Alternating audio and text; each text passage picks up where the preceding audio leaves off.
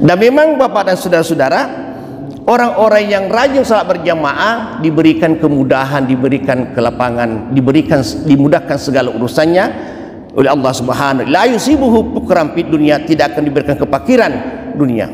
Dan siapa yang menjaga salatnya, maka dijaga oleh Allah Subhanahu wa taala, dan seluruh kebutuhannya akan dijamin Allah Subhanahu wa taala.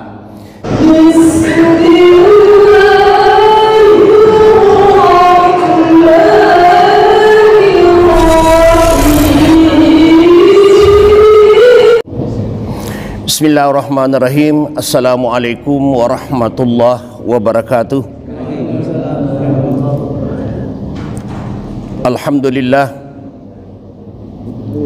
Alhamdulilladzi nahmaduhu wa nasta'inuhu wa nastaghfiruh wa na'udzu billahi min syururi anfusina wa min sayyiati a'malina. May yahdihillahu fala mudilla wa may yudlil fala hadiyalah. Wassalatu wassalamu ala asrafil anbiya wal mursalin sayyidina wa maulana Muhammadin wa ala alihi wa sahbihi ajmain. Subhanaka la ilma lana illa ma 'allamtana innaka antal alimul hakim. Rabbi syarah li sadri wa yassir li amri wa hulul 'uqdatam min lisani yafqahu qaul. Amma ba'd. Bapak-bapak dan saudara-saudara kaum muslimin dan muslimat jamaah subuh, insyaallah dimuliakan Allah Subhanahu wa taala. Tidak ada kata-kata yang paling afdal yang senantiasa aku ucapkan kecuali alhamdulillah. Selawat teriring salam semoga senantiasa tercurah kepada baginda kita Muhammad sallallahu alaihi wasallam, nabi yang telah berjuang sampai tetesan darah penghabisan demi kehadiran Islam di dunia ini. Membuka dengan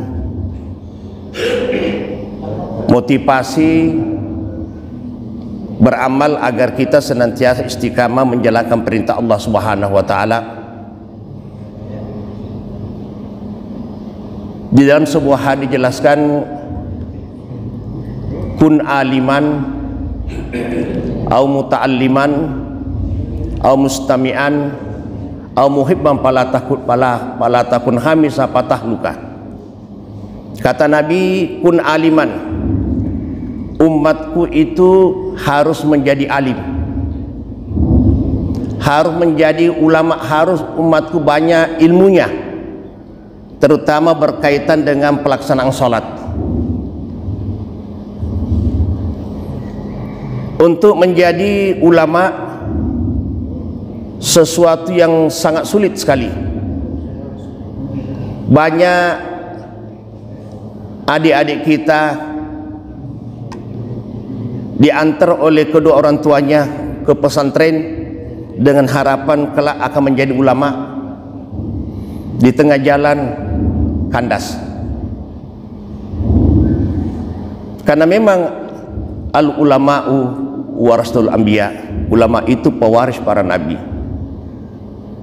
Memang alhamdulillah, saya dulu punya anak 3. Yang pertama tamat di pesantren Darun Najah, yang kedua tamat yang berdua tamat di pesantren, dan sekarang sedang melanjutkan studi di Al-Azhar. Sekarang 1,5 tahun insyaallah dia akan kembali ke Indonesia, dan rencana dia melanjutkan S2-nya di Al-Azhar juga. Yang ketiga cuma tamat SMP Pak, sanawiyah, lari waktu Covid karena tidak terkontrol lagi pelajarannya, bertumpuk pelajaran tak mampu menghadapi. Dia minta kepada saya, Pak, tak telap lagi saya sekolah pesantren. Kenapa? Banyak nih yang anunya, bertumpuk mata pelajaran tak mampu dia selesaikan, minta mundur. Jadi kandas juga di tengah jalan, cuma 4 tahun di pesantren dia mundur. Nah, sekarang melanjutkan sekolahnya di SMA 10, dan sekarang dia kuliah di IUI. Sekarang kemarin berangkat ke Jogja karena malam ini ada kegiatan Ramadan di Masjid Kampus UI. Nah, itulah saya katakan tadi bahwa menjadi ulama tidak semudah, memang hidayah dari Allah Subhanahu wa taala. Kalau memang kita tidak menjadi ulama, karena ulama ini adalah pewaris Nabi yang selalu menyinari umat tanpa kenal lelah. Ulama ini sebagai obor menyinari orang yang sedang dalam keadaan gelap gulita. Oleh karena itu ulama tidak boleh jauh dari umat, sebab kalau ulama jauh dari umat seperti anak ayam jauh dari induknya, pasti akan nyasar. Oleh karena itu bagaimana kita berusaha semaksimal mungkin, walaupun kita tidak mampu menjadi ulama, kata Nabi, au muta'alliman, jadilah pelajar. Nah, kalau tidak mampu menjadi ulama, jadi pelajarlah. Menjadi pelajar pun tidak mudah, banyak tantangan dan rintangan. Kata Nabi, kalau tidak telak menjadi muta'allim, au mustami', jadi pendengarlah, seperti macam ini. Kita tidak mampu menjadi ulama, tidak mampu menjadi pelajar, au mustami'an, jadilah pendengar. Kalau tidak mampu menjadi mustami'an, pendengar, au muhibban, jadilah pencinta ulama. Palatakun khamisah, jangan berada pada urutan kelima. Kita tidak termasuk ulama, kita tidak termasuk pelajar, kita tidak termasuk orang mustami, pendengar, tidak termasuk mencintai ulama, patah luka, pasti kau celaka. Bapak dan saudara-saudara, oleh karena itu memang Al-Quran diturunkan pertama Iqra. Artinya apa? Umat Islam tidak boleh bodoh, harus pintar. Tuh. Kenapa? Ketika umat Islam pintar, bisa membangun ekonominya menjadi kuat. Nabi mengatakan, al-mu'minul qawiyyu ahabbu ilallah minal mu'min da'if. Orang mukmin yang kuat lebih dicintai Allah daripada mukmin yang lemah. Lemah imannya, lemah takwanya, lemah ibadahnya, lemah ekonominya, lemah, semuanya lemah. Maka Nabi ketika turun Iqra, itu satu indikator bahwa umat Islam harus menjadi orang pintar, harus menjadi orang kaya. Ketika umat Islam menjadi kaya, tidak akan dihina oleh orang lain. Dia punya bobot, dia punya pengaruh di tengah-tengah masyarakat. Disebutkan dalam kitab Durratun Nasihin, di mana dalam ungkapan itu memberikan motivasi kepada orang-orang setelah berjamaah, lalu kemudian duduk seperti sekarang mendengarkan kajian-kajian Islam. Apa kata? Man shalla salatal khamsa ma'al jamaati falahu khamsa asya. Barang siapa salat berjamaah lalu kemudian mendapatkan pahala 5 sesuatu. Jadi siapa ingin rajin salat berjamaah, kemudian duduk sebentar berhalaqah, duduk di sini untuk mendengarkan cerita agama, falahu khamsa asya, diberikan 5 perkara. Pertama, la yusibuhu pukran fid dunya, tidak akan diberikan kefakiran selama hidup di dunia ini. Siapa yang menjamin aktif salat berjamaah, maka tidak akan diberikan kefakiran oleh Allah Subhanahu wa taala. Tuh. Jadi la yusibuhu pukran fid dunya, tidak akan diberikan kefakiran dunia. Kenapa? Karena orang-orang yang salat berjamaah sangat terkait dengan kehidupan dunia. Contohnya orang pedagang, kalau dia salat berjamaah di masjid, pasti dia pergi pagi-pagi ke pasar menjual. Tapi biasanya orang yang terlambat salat subuh, dia terlambat ke pasar. Orang petani turun ke sawah, belum sinar matahari bersinar turun ke sawah. Orang pedagang pergi kantornya, orang para pegawai cepat, dia tidak pernah terlambat. Kenapa? Dia rajin salat subuh. Dan memang Bapak dan saudara-saudara, orang-orang yang rajin salat berjamaah diberikan kemudahan, diberikan kelapangan, dimudahkan segala urusannya oleh Allah Subhanahu. La yusibuhu pukran fid dunya, tidak akan diberikan kefakiran dunia. Karena siapa yang menjaga salatnya, maka dijaga oleh Allah Subhanahu wa taala, dan seluruh kebutuhannya akan dijamin Allah Subhanahu wa taala. Pak, ada orang rajin salat berjamaah kok miskin. Nah, ada yang salah. Tapi kalau itulah sebabnya belajar kita kajian, karena tujuannya kajian ini supaya ibadah kita semakin mantap, semakin berkualitas. Nampaklah kita, oh di sini salah kami, oh di sini salah kami, ini salah kami. Selama ini banyak orang di antara kita jamaah di sini rajin salat berjamaah, tetapi masih banyak kesalahan dilakukan. Dia tidak sadar. Kenapa demikian? Tidak pernah hadir di masjid. Salah satu di antaranya ketika orang salat, ada lewat di depan orang salat. Kalau orang salat itu tidak boleh lewat depan orang salat. Kenapa? Kata Nabi, seandainya orang itu mengetahui siksaan orang lewat depan orang salat, lebih menunggu 40 tahun daripada lewat depan orang salat. Tuh. Jadi kata Nabi, seandainya orang tahu siksaan bagi orang yang lewat depan orang salat, lebih menunggu 40 tahun daripada lewat depan orang salat. Tapi banyak di antara kita yang lakukan itu. Kenapa? Karena dia tidak tahu. Orang saudara-saudara. Nah, jadi tujuan daripada pengajian ini untuk membuat ibadah kita semakin berkualitas, semakin mantap, karena banyak kesalahan-kesalahan yang tidak tahu menjadi tahu akibat karena selalu menghadiri pengajian. Kemudian yang kedua, yarfa'u ta'ala anhu adzal kabri, dibebaskan dari siksaan kubur, Pak. Jadi dua, kata Nabi, al-kubru raudat wa hufartu minan nar. Kuburan itu ada kalanya taman surga, ada kalanya lubang neraka. Nah, orang yang saling berjamaah kayak di sini, yarfa'u an hazabul kabri, dibebaskan dirinya dari api neraka, di siksaan kubur. Kubur itu adalah istilahnya alam barzah. Alam barzah itu tempat penantian. Sekarang saudara-saudara kita, bapak kita, anak kita, siapa saja yang di kuburan sekarang itu, dia alam barzah. Alam barzah itu menunggu datangnya hari kiamat. Jadi kalau orang yang bahagia, maka tidur di kubur seperti pengantin baru. Tuh, raudatun minal jannah. Jadi orang-orang, kita lihat ini kata Nabi, itu itbal mayyit salasa. Orang kalau meninggal tiga yang ngantar. Yang pertama, wa maluhu, keluarganya. Yang kedua, wa maluhu, hartanya. Wa ahlu, keluarganya. Wa amalahu, tiga. Jadi yang mengantar orang ke mati itu pertama keluarganya.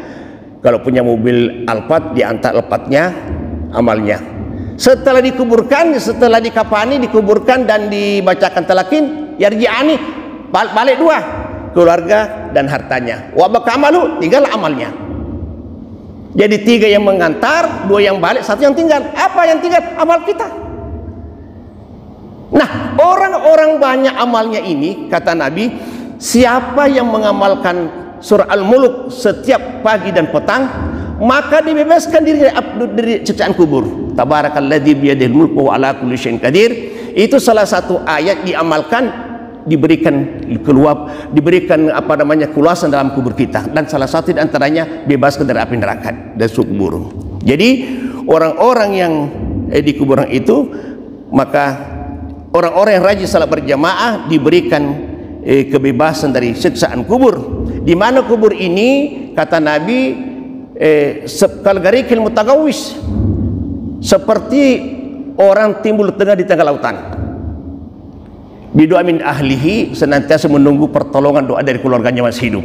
Jadi al-mayyitu fi kalgarikil yang tadirun bidoa min ahlihi.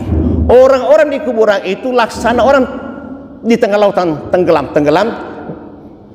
binduru senantiasa menunggu pertolongan doa dari keluarganya. Makanya kita kalau bisa ada orang meninggal, baca yasin, baca doa, kirim arwah, itu merupakan pertolongan, karena orang di kuburan itu laksana orang timur tengah di lautan yang tadiruna, senantiasa menunggu pertolongan keluarganya, menunggu doa supaya dia terangkat, diselamatkan Allah Subhanahu wa taala. Karena luar biasa sejak kubur, Pak. Bayangkan tujuh lapis dia dihempit sehingga tulang-tulang bisa patah dan segala macam bagi orang-orang yang mendapat siksaan. Tapi orang-orang yang sering menjaga salatnya, menjaga salat berjamaah, yarfa'u azabul kabri, dibebaskan dari api neraka. Yang ketiga, yu'ti kitab yaminihi, nanti di akhirat dia terima catatan amalnya dengan tangan kanannya. Nanti kita di akhirat nanti, Pak, berada di padang mahsyar, itu catatan amal kita selama hidup terbang menemui kita. Ada yang terima dengan tangan kanannya, ada terima dengan tangan kirinya, ada di belakang punggungnya.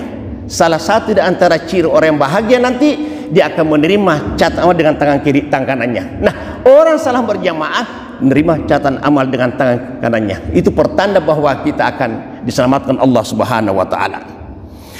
Kemudian yamurru ala siratal khatib, nanti melintasi sirat seperti kilat menyambar. Nanti setelah kita diperiksa, surga apa namanya sirat, dibawanya neraka, ujungnya surga. Semua orang mau ke surga lewat satu titian namanya sirat, perjalanan 3000 tahun. Nah, orang melewati ini bermacam-macam, Pak.